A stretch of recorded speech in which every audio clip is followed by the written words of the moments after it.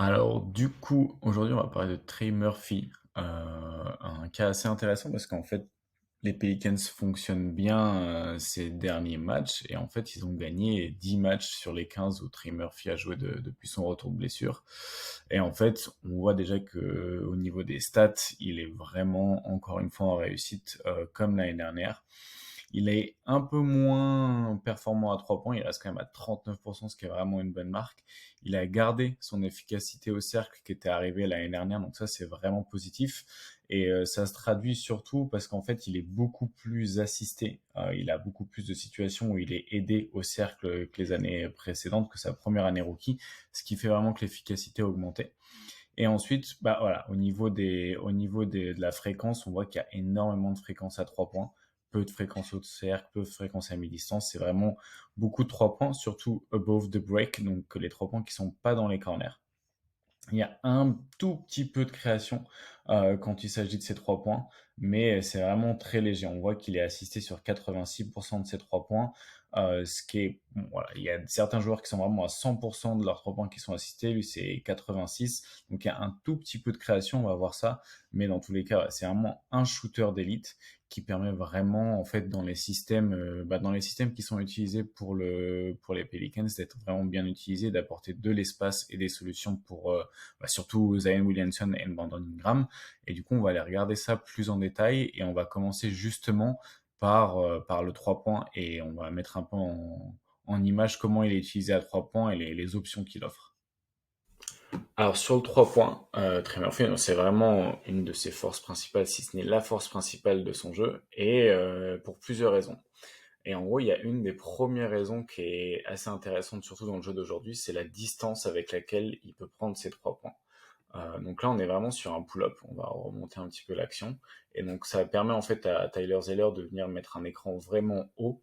Et dans certains cas, un écran aussi haut, c'est pas vraiment menaçant pour la défense parce que peu de joueurs peuvent prendre un tir de cette distance. Mais en fait, Trey Murphy, il a quand même le talon presque au niveau du logo. Bon, c'est un gros logo, donc voilà, on va pas dire que c'est vraiment un tir du logo, même si son pied touche le logo. Et en fait, il peut vraiment prendre à cette distance-là. Et du coup, sur pull-up, c'est vraiment intéressant. Mais le pull-up, c'est pas vraiment la force du joueur qui est Trey Murphy. Sa force, elle vient plutôt vraiment de sa menace, en fait, en fin d'action, en bout de chaîne à 3 points. Mais là aussi, le fait qu'il puisse tirer de loin, ça permet vraiment d'étirer la défense. Parce que ici, en fait, au lieu de prendre son 3 points directement collé à la ligne, il est vraiment au niveau en fait, là où on remet la balle en jeu sur les sideline action après les touches ou les fautes. Et vraiment, ça permet d'étirer la défense et c'est beaucoup plus difficile pour Markkanen de venir rattraper son retard au moment de contester le shoot. Donc la distance avec laquelle il prend ses tirs, c'est vraiment, vraiment bon. Et après, il se l'est utilisé dans différents types d'actions. Donc ici, et sur l'action ensuite, on va avoir à peu près le même système. Il vient faire un ghost screen sur Jeff Green pour Zion Williamson. En fait, donc il vient faire semblant de poser l'écran et en fait, il va venir utiliser cet écran ici. Je crois que c'est un flare screen pour venir en fait prendre un 3 points qui est juste là. Et en fait, du coup, par ce petit piège, il permet en fait permet d'avoir un tir un peu plus facile parce que la défense a un peu du mal à suivre l'action. En fait, Jeff Green se protège premièrement d'un écran, mais en fait, il n'y a pas vraiment d'écran, donc Zion n'a pas bougé. Et en fait, c'est à lui ensuite de venir faire la rotation. Et c'est difficile pour Sengun, du coup, qui est en drop, de venir contester le 3 points. Et ça crée un tir ouvert. Bingo. Ensuite, du coup, on a à peu près la même action. C'était la nuit dernière, du coup, contre les Warriors. Et là, pareil, ghost screen, flare screen et un 3 points qui est ouvert. Et en fait, ça crée vraiment de la difficulté parce que ils ont pas envie de créer un quelconque décalage quand Zion a la balle. Il a une telle gravité que la défense se contracte autour de lui, donc l'attention est vraiment portée là-dessus. Et c'est pour ça que directement, il y a un switch qui est mis en place et la défense c'est vraiment, regardez si vous regardez les yeux, c'est vraiment porté sur Zion Williamson. Mais en fait, le danger est vraiment pas là. Le danger est juste ici, avec le 3 points de Trey Murphy. Et du coup, par l'écran de Lionel Junior, il s'ouvre en fait un 3 points ouvert et il y a aucun défenseur au moment où il prend le shoot. Donc ça c'est un système où il est beaucoup utilisé. Là où il va être pas mal utilisé aussi, c'est pour punir en fait quand la défense se contracte autour de Zion Williamson ou autour d'autres joueurs sur un drive. Et là, comme vous pouvez voir, en fait, il est vraiment complètement ouvert à 3 points. Et c'est un des aspects qui est pas forcément toujours mis en avant du côté de Zion Williamson, mais c'est un très bon passeur. Et en fait, ici, il va pouvoir faire une skip pass au-dessus de la défense pour aller trouver Trey Murphy à 3 points, totalement ouvert. Et encore une fois, être une option en sortie de chaîne comme ça, en bout de chaîne, c'est vraiment important avec une telle qualité. Et la dernière chose qu'on va regarder, même si on l'a vu sur la première action, c'est sa capacité de pull-up. Comme on a vu, il est assisté sur beaucoup de ses tentatives à 3 points, enfin sur les paniers qui marquent à 3 points, mais pas sur tous. Et il y a de plus en plus de création de son côté à ce sujet-là. Et là où ils vont par exemple l'aider un peu à la création du côté des Pelicans, c'est qu'ils vont lui offrir des mismatchs. Donc ici, on va aller chercher Tristan Thompson par exemple, pour lui offrir un pull-up un peu plus aisé. Et en plus, il peut utiliser du coup le fait de pouvoir tirer de très loin pour un peu se faciliter la tâche. Hop, donc ici, il a l'espace et il peut reculer, profiter de son range pour punir à 3 points. Donc on s'arrête là pour le tir à 3 points et le prochain chapitre de cette vidéo du coup va être plutôt au sujet de comment il s'offre des tirs au cercle et comment c'est fait grâce à sa capacité de shoot making mais aussi grâce au système et aux différents systèmes qui sont mis en place par les Pelicans. Et exactement pourquoi en fait son 3 points est lié à sa fréquence au cercle et sa facilité à aller au cercle. Et on a même vu dans les stats du coup que bah il avait une très grosse efficacité au cercle. Et en fait les deux sont concomitants, les deux sont liés. Et on va regarder un petit peu comment ça a vraiment une influence sur son jeu et comment ça lui ouvre en fait tout simplement des lignes de drive. Donc en réalité, il va être utilisé sur plusieurs types d'actions. Et la première que j'aime bien, c'est celle où on va retrouver un petit peu Zion. Et là, vous pouvez voir en fait qu'il vient poser un écran pour Zion, pour une sorte de pick and pop en fait. Et le pick and pop, bah tout simplement, c'est pour attaquer du drop normalement. En fait, c'est les intérieurs qui peuvent shooter comme Brook Lopez ou Porzingis qui viennent faire ce genre d'action. Mais là, du coup, on a un petit, entre guillemets, donc Trey Murphy qui vient poser son écran et qui vient du coup s'écarter à 3 points. On peut voir que face à de la défense de drop, bah, tu as une grosse zone en tout cas pour tirer. Mais en fait, avec une feinte, tu as aussi ensuite une grosse ligne de drive qui vient s'ouvrir. Et en fait, le tir au cercle reste toujours un meilleur tir qu'un 3 points ouvert. Surtout si tu as une ligne de drive pareille. Et en fait, bah, c'est exactement les choses qui peuvent s'offrir avec son 3 points. Donc si on regarde l'action un petit peu plus en accéléré, il vient faire l'écran, la feinte est rapide, et là, en fait, il a vraiment beaucoup d'espace, et il peut, bah, si tu as la place pour mettre un tel dunk, c'est vraiment que tu n'avais aucun défenseur sur toi. Il va aussi utiliser, du coup, sa menace au tir pour faire sauter les défenseurs avant de driver. Et en fait, là, c'est assez rapide, mais si on regarde, en fait, avec sa feinte, il a Murphy, qui est un bon défenseur sur les lignes extérieures, il a les pieds en l'air. Et en fait, le moment où il a les pieds en l'air, eh ben, Trey Murphy, il peut tout simplement driver main droite assez facilement parce qu'en fait, c'est tout simplement Kylian Murray a plus de prise au sol, plus de possibilité de bouger parce que il est que sur la pointe de ses pieds, il peut plus vraiment bouger parce qu'il a mordu sur la feinte et ça lui ouvre une certaine ligne de drive. Valanciunas est en menace au dunker spot, du coup c'est un peu plus difficile pour Sabonis de venir aider. Et en plus, Trey Murphy a un très bon toucher. Il a de très bons indicateurs sur son toucher de balle, que ce soit au lancer franc, à 3 points. Et du coup, même s'il y a parfois des aides qui viennent, il peut se laisser essayer à des petits flotteurs comme ici. On voit que son toucher de balle bah, lui permet en fait de réaliser cette action. Ensuite, on va le retrouver aussi sur des actions un peu plus basiques. C'est vraiment voilà en bout de chaîne. Il n'y a pas vraiment de système, mais c'est juste voilà pour encore une fois utiliser sa menace au tir et il fait mordre un bon QI basket tel que Curry. Mais en fait, c'est une telle menace au tir que tu es obligé de venir défendre proche de lui et en ayant conscience de cette menace au tir. Et là, suite à un mouvement de balle qui fait que en fait toute la défense autour du cercle s'est vidée. Petit à petit, au fur et à mesure des passes et au fur et à mesure de l'action, en fait, la défense, disons, un peu s'écarte et ouvre des espaces. Et vu qu'il n'y a aucun protecteur de cercle, enfin, il n'y a pas Looney, il n'y a pas de Raymond Green, donc concrètement, la protection au cercle, elle est un peu absente du côté des Warriors à ce moment-là. Bah, du coup, Trey Murphy, il peut tout simplement aller finir au cercle. Donc vraiment, sa menace au tir ouvre énormément d'opportunités au cercle. Et après, on va le trouver aussi sur des actions un peu plus basiques. Donc celle-là, c'est une classique Kevin Durant, c'est une pin down action. Donc il part du corner, là où son défenseur est obligé de le suivre parce que c'est une menace encore une fois au tir. Et en fait, il va venir utiliser l'écran de Valanciunas pour récupérer la balle au niveau de l'elbow et ensuite potentiellement partir en drive. C'est exactement ce qu'il va faire. Et là, tout simplement, il va pas marquer son panier, mais il va obtenir des fautes et obtenir des lancers francs. C'est aussi un très bon moyen de maintenir son scoring. Une autre façon pour lui d'aller au cercle, en fait, c'est d'être utilisé d'être amené via des mismatchs.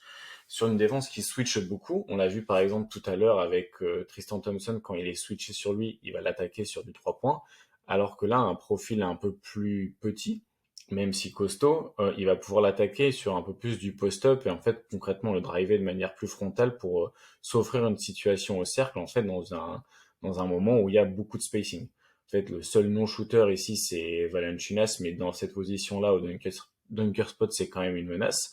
Donc c'est difficile pour les autres joueurs de venir en aide. Et Trey Murphy peut tout simplement, en tout cas, attaquer frontalement en Morant, obtenir des lancers francs, et là, en plus, il marque le panier. Un autre moyen, du coup, aussi d'attaquer en fait le cercle, surtout dans un spacing assez optimisé, c'est d'utiliser des cuts. Et c'est peut-être un des côtés, je trouve, qu'il l'exploite pas encore. Même là, on va voir sur l'action qui met du temps à démarrer son cut.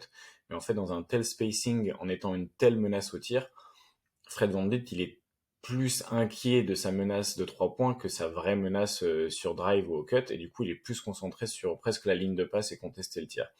Et en fait, il va mettre beaucoup de temps à partir, je trouve. Là, il attend la balle, il attend la balle. Et c'est qu'une fois qu'il se rend compte qu'il y a vraiment de l'espace pour le cut, qu'il y va. Et du coup, là, il y a deux choses qui sont importantes pour moi. C'est qu'il faut qu'il apprenne peut-être un peu plus tôt à reconnaître ces situations où il peut, en fait, attaquer directement au cercle sans avoir vraiment le ballon dans les mains. Et l'autre chose, c'est la passe d'Herb Jones qui est vraiment pas parfaite, en fait, dans le bon timing, avec le rebond au bon endroit et qui arrive directement dans les mains de Trey Murphy. Donc c'est du bon boulot. Donc on va s'arrêter là un petit peu pour les tentatives au cercle et comment il peut s'en offrir. Et on va finir la vidéo sur son passing game et comment il arrive aussi parfois à obtenir en fait des situations pour les autres. Et du coup, la dernière partie de la vidéo, le dernier chapitre, c'est sur son passing. Donc on va pas attendre de lui que ce soit un créateur primaire, plutôt un créateur tertiaire, voire peut-être secondaire à côté de Zion. Mais sa capacité de shoot making et son efficacité au cercle, en fait, ça va contracter les défenses et à ça va s'ajouter du coup des ouvertures de ligne de passe et c'est là où on va attendre qu'il sache un petit peu en profiter. Et moi, ce que j'aime bien chez les Pelicans, c'est quand ils essayent un peu d'utiliser comme porteur de balle. Donc ici, en gros, on a des joueurs de l'autre côté du terrain sur le côté faible et en fait côté fort entre guillemets là où il porte la balle il va y avoir une stagger action du coup avec McCollum qui va plutôt utiliser l'écran et faire du pick and pop et on va avoir plutôt du coup comme deuxième poseur d'écran Valanciunas qui va arriver ici et avec Gobert qui va être plutôt sur du drop et en fait McCollum pop et ici clairement en fait Alexander est un peu en retard du coup. Alexander Walker est un peu en retard sur sa défense, qui va forcer en fait Gobert à venir en aide. Et un des rares avantages de Valanciunas en attaque, c'est que c'est une menace aussi sur du short mi-distance, disons, et du coup, il peut punir un petit peu là-dessus. Et en fait, dans le déroulement de l'action, ici, il va réussir à venir le trouver pour un petit flotteur, un petit mi-distance. Et c'est grâce un petit peu à sa menace au tir qui va attirer son défenseur, qui va réussir à trouver cette petite angle de passe avec le rebond qui est vraiment dans le bon timing. On va aussi le retrouver, moi ce que j'aime bien encore une fois en porteur de balle.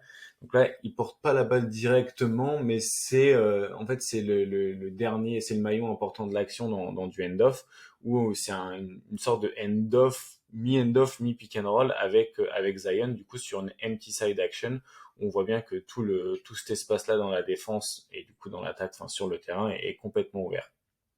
Et du coup, pick and roll, encore une fois, passe avec rebond à une main, et c'est Zion qui vient finir pour le N1. Donc, c'est rien d'exceptionnel, c'est très fonctionnel, mais d'avoir cette carte-là à son jeu, c'est vraiment hyper important, en fait, pour ajouter un petit peu pour pas que ce soit Laurie Markkanen, en gros.